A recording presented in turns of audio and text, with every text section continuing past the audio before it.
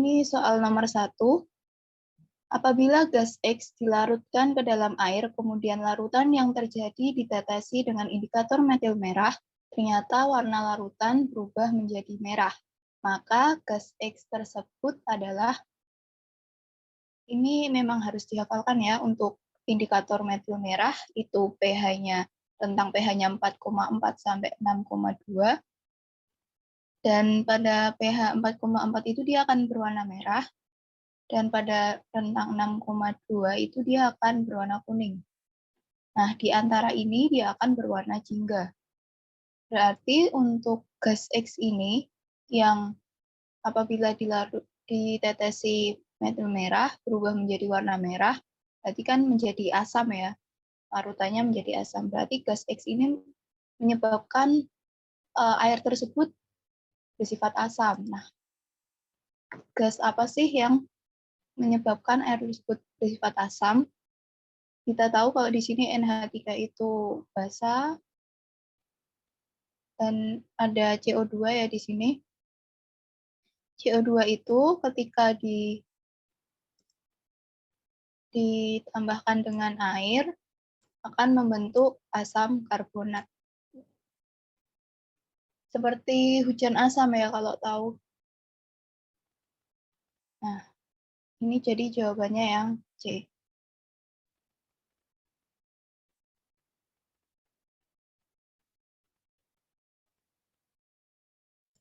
Oke, lanjut.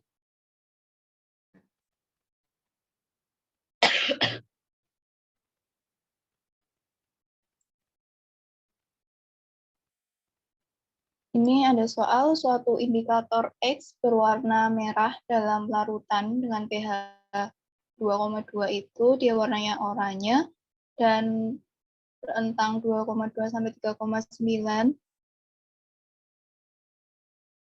Oh ya, maaf. Untuk indikator X berwarna merah pada rentang pH 2,2 atau lebih kecil dan berwarna oranye dalam larutan dengan pH 2,2 sampai 3,9 dan berwarna kuning dalam pH 3,9 atau lebih besar. Nah, di sini kita bisa lihat untuk rentang pH-nya itu termasuk asam semua ya.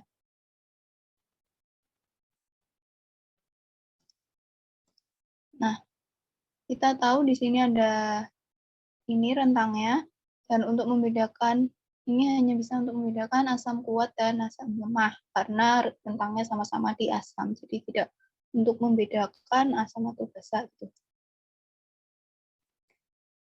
Untuk itu, dilihat ya dari pilihannya ini, sama kayak tadi, di sini untuk yang A itu kan natrium hidroksida itu dia basa. Terus untuk asam klorida dan karbon dioksida itu, ini dalam bentuk larutan ya, berarti kalau asam klorida kan dia asam kuat. Nah, ini harus dihafalkan ya, asam kuat itu ada apa aja. Dan untuk CO2 ini seperti tadi, apabila dalam larutan, itu dia akan membentuk H2CO2 yang merupakan asam lemah. Gitu ya. Jadi kalau untuk asam kuat bisa dihafalkan ada HCl, HBr, H2SO4, HNO3, HI, dan HClO4. Nah, sisanya itu merupakan asam lemah. Jadi ini jawabannya yang B ya, ini asam kuat dan yang ini asam lemah. Oke, kita lanjut. Nomor 3. Di sini ada ya, reaksi yang ditanya yang bertindak sebagai asam. Nah, ini kita bisa jabarkan seperti ini. Kita ingat asam basa Bronsted-Lowry. Yang pertama untuk asam itu dia yang mendonorkan H+, dan basanya yang menerima H-nya ya. Kita bisa lihat di sini. Di sini ada H2O berubah jadi H3O+, berarti dia menerima 1H. Terus di sini H3PO4 berubah jadi H2PO4-, berarti dia kekurangan 1H. Berarti di sini dia sifatnya asam, ini basa, ini asam konjugasi, dan ini basa konjugasi. Oke, lanjut.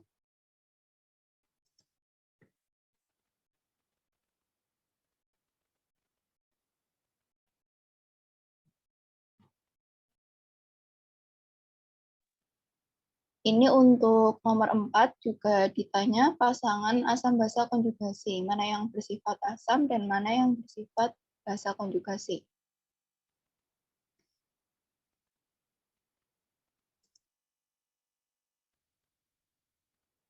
Nah, di sini kita tahu ada HSO4-, di sini kita lihat jadi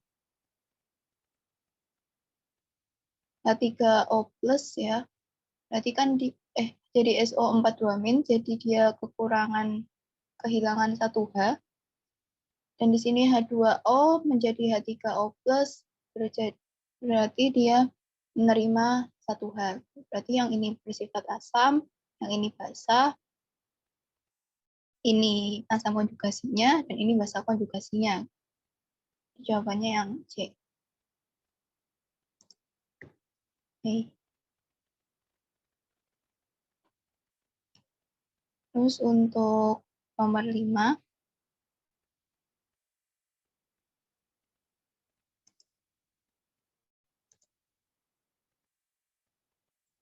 di sini ada suatu larutan yang menggunakan amonia sebagai pelarut. Terdapat kesetimbangan ya.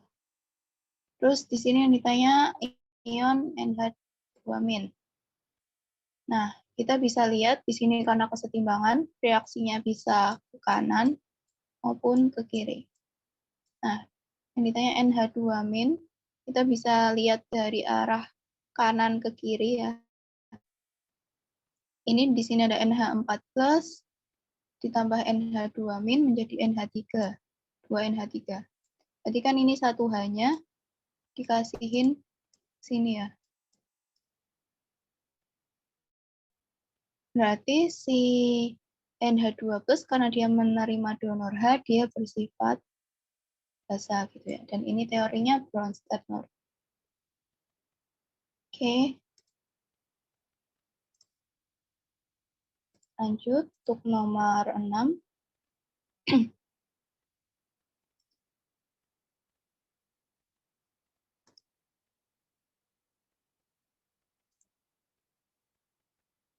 Nah, di sini ada larutan basa yang dua ini setiap molarnya memiliki konsentrasi ion OH terkecil. Ditanya yang terkecil. Nah, ini bisa dijabarin satu-satu dari nomor A, yang A sampai E. Yang A ini, kita tahu NaOH kalau dijabarin, itu jadi Na plus ditambah OH-. Di sini OH-nya cuma ada 1. Dan di sini KOH juga sama kayak NaOH, cuma ada 1. Terus di sini MgOH2, itu kalau dijabarin itu ada 2. Dan di sini kita sebenarnya bisa lihat ya, di sini ada yang basa kuat. Basa kuat tuh kayak ini, NaOH, KOH, MgOH2, CaOH2, basa kuat. Terus ini juga ada CaOH2 yang dia punya 2 OH-. Udah, ini ya udah paling banyak gitu. Jadi kita coret aja. Terus di sini kita punya basa lemah. Nah, ini juga dihafalkan ya. Untuk basa kuat itu ada NaOH, KOH, CaOH2, SrOH2, sama BaOH2. Nanti sisanya masuk basa lemah. Nah, di sini kenapa kok konsentrasi isi basa lemah itu OH-nya lebih kecil gitu ya. Ini kan sama-sama 1, tapi ini basa kuat juga 1, tapi basa lemah. Karena untuk basa lemah itu dia tidak terionisasi sempurna gitu ya. Dia nggak bakal jadi OH- kepisah jadi NH4 plus sama OH- semuanya. Ada yang masih gabung jadi kayak gini. Nah, kalau buat NaOH sama KOH semuanya bakal kepisah. Jadi ion-ion. Oke. Kita lanjut. Nomor 7. Di sini ada ya 1,16 gram MgOH2 dilarutkan dalam air sehingga volumenya 100 mili. Terus yang ditanya konsentrasi ion OH- yang terdapat dalam larutan tersebut. Nah, kita tahu kalau konsentrasi itu kan sama kayak ininya ya. Molaritasnya. Ini. Dan tahu rumusnya molaritas kan, massa dibagi MR dikali 1000 per volume larutan dalam mili. Ini bentuk gampangnya aja untuk volumenya. Gitu. Ini nanti akan jadi satuan liter.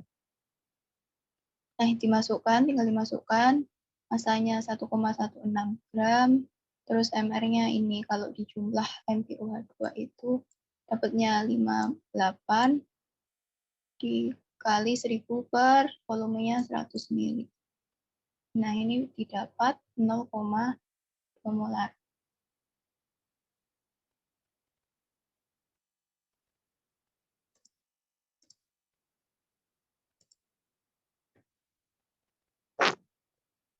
Oke, lanjut untuk nomor 8. Sini ada larutan 0,01 molar asam lemah ya. Asam lemah, dia pH-nya 3,5. Yang ditanya Ka. Nah, ini kita tahu kalau misalnya asam lemah itu rumusnya ini ya. Rumusnya asam lemah H+ itu akar Ka kali M gitu. Nah, untuk pH 3,5 berarti kita tahu H+-nya itu 10 pangkat min 3,5. Ya, tahulah. Untuk pH itu kan sama dengan H+-nya ini. Nah, kita cari Ka-nya ya. Berarti Ka sama dengan H+ kuadrat dibagi M. Nah, H+-nya itu ini tadi dimasukkan, dikuadratkan dibagi M. M-nya 10 pangkat min 2 ini ya. Dari sini. Didapat 10 pangkat min 7 dibagi 10 pangkat min 2, hasilnya 10 pangkat min 5. Yang C.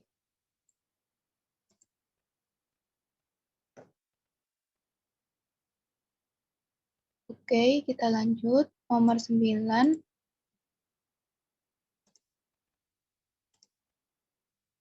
Di sini ada 50 ml larutan HCl direaksikan di HCl 0,1 M dengan 20 ml larutan NaOH 0,1 molar. Nah, untuk pH, ini perlu kita buat skema reaksinya. Ingat ya, kalau asam ditambah basa, itu hasilnya akan menghasilkan garam ditambah air. Ini aslinya garam tapi dalam bentuk terlarutnya gitu ya, larutan.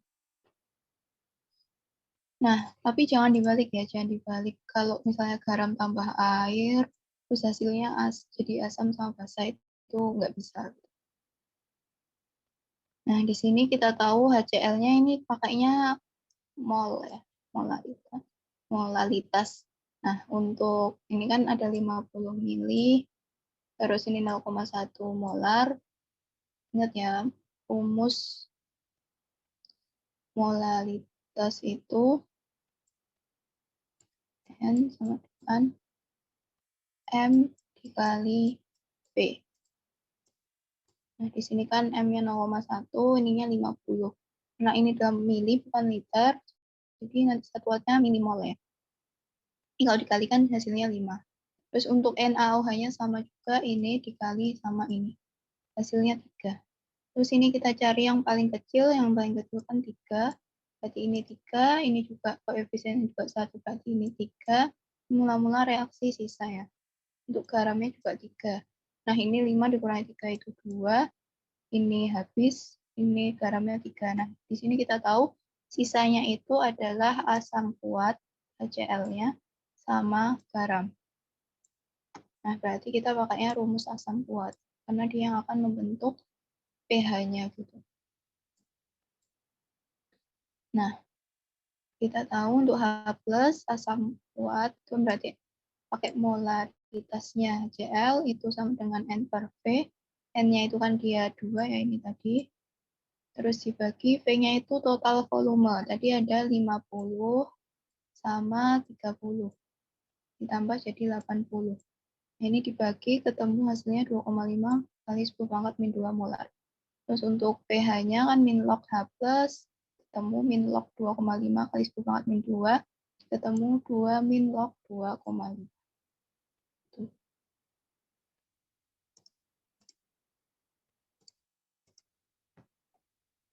Oke, lanjut. Di sini ada 3,7 gram CaOH2 dilarutkan dalam air hingga volumenya 1 liter. Yang ditanya nilai pH. Kita tahu ini larutan ini ya. Ini kan basa kuat ya. Jadi ada ingat-ingat basa kuat ada apa aja. Yang berarti kalau untuk basa kuat itu kan dia rumusnya ini ya.